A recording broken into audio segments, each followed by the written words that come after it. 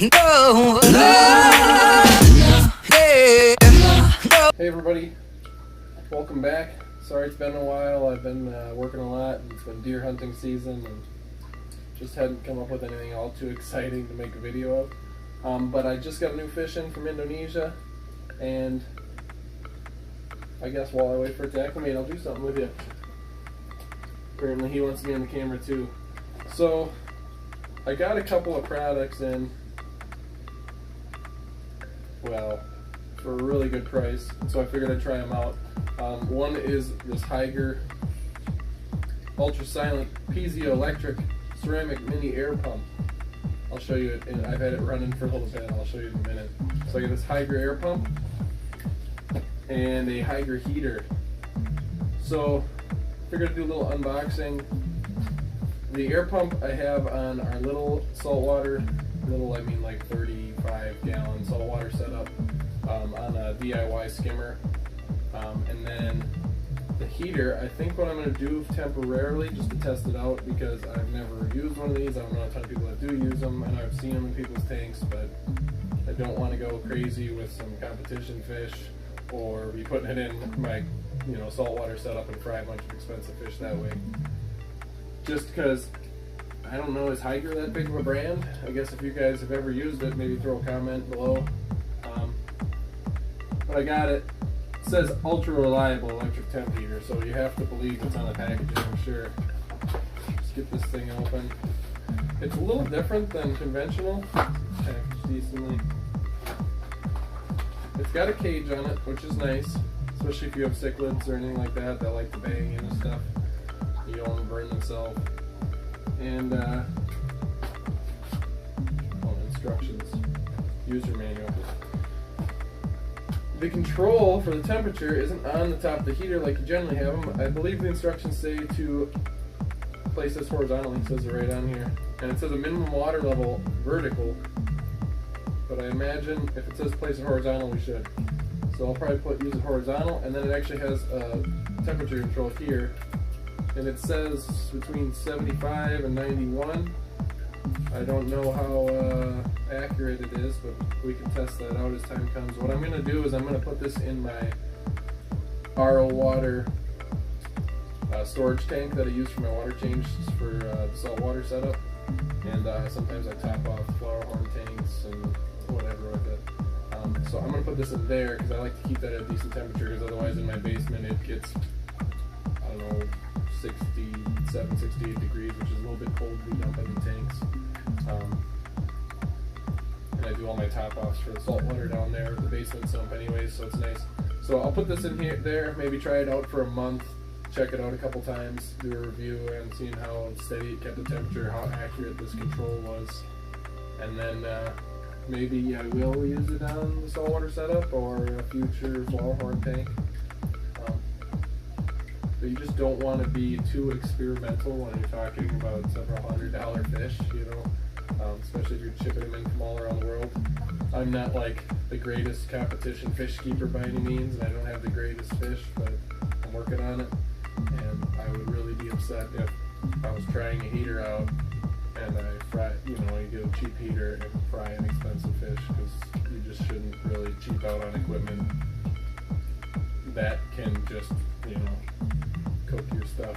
So, alright, well, I will take you guys down. We'll put this in the basement, turn it on, first impression.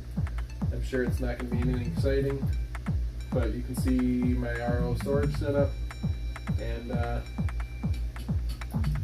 yeah, hopefully my fish is acclimated soon, because I'd really like to see it swimming in the tank.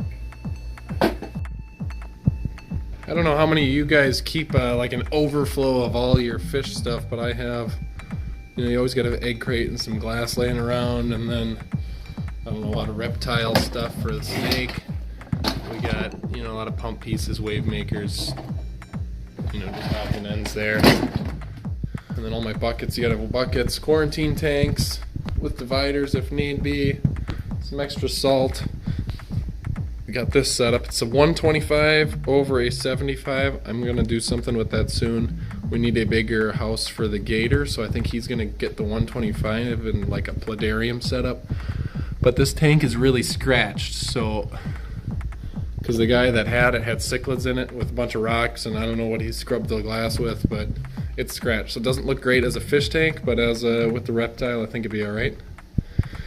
And then I've got my bulk reef supply RO set up off my well water, so it's basically free. I don't really worry too much about how much waste I have, you know, because it's like 4 gallons of water is wasted for every 1 gallon made, or 3 or 2, whatever, depends on the quality of water.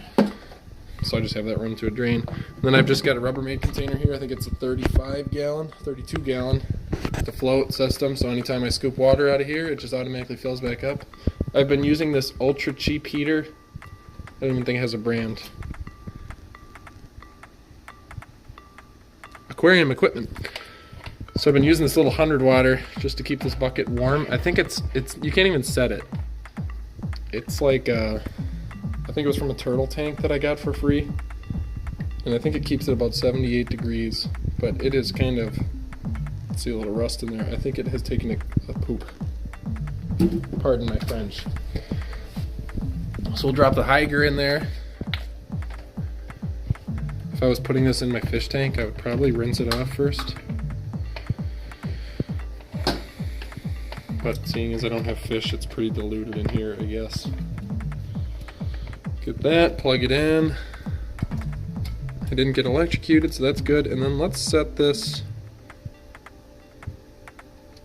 let's go like 78 degrees. Let's see what that does. Because my saltwater setup's about 75, but that's a 180, 190 gallon system, so I don't really worry too much about, you know, if I top it off with 5 gallons of water, it's probably not going to throw it off too bad. But if I top off a freshwater tank, I don't want it to be too cold either, because those tanks aren't quite as large as systems. So yeah, we'll do that. There's no indicator light on it, so that means nothing. Yeah. Let's go take a look at that air pump. Lights are off right now in this saltwater tank, just a little bit of blues on. And I definitely need to top off, about 1 inch low here. But all I have it running right now is this DIY skimmer I made a long time ago, and this tank, it just kind of is its own little ecosystem. I don't filter it really, I just got that skimmer that just kind of bubbles it out if it catches anything. Other than that, I mean, it grows pallies and zoas, they're all kind of closed up right now very well. So I just kind of leave it be, I don't mess with much. I haven't checked on this in a bit, but yeah, it just bubbles up a little bit. It's not a fast air pump. I'm probably gonna have to put a larger one on, but I was just using this as a, you know, demonstration. This is it. It's huge. You can't hear it. I can feel a slight vibration. I had to put it up to my ear and have it like blow right at my ear the first time I used it, because I didn't actually even think it was on, but it is. So yeah, I mean, it's working. It's doing it pumps air. I think it'd be something adequate for like a shrimp jar, or you know, a 5 gallon, something you just need a little bit of air or water movement in, but I wouldn't go crazy with that. I'll definitely put a I have a couple bigger air pumps. I like to keep spare stuff laying around, and yeah, it'll be it's all right. Got it for the right price, so I'm not going to complain there. It's super quiet. Like I said, it'd just be good for, I'd say, something like 5 gallons or less. This guy's filling in nice. His lights are off because I'm home. I ran home just to acclimate the new fish from work. That's why I'm dressed like a boring old person, and because I am a boring person. So yeah, this guy's been eating Excalibur Mass Effect, and I have to say, it's doing good things for him.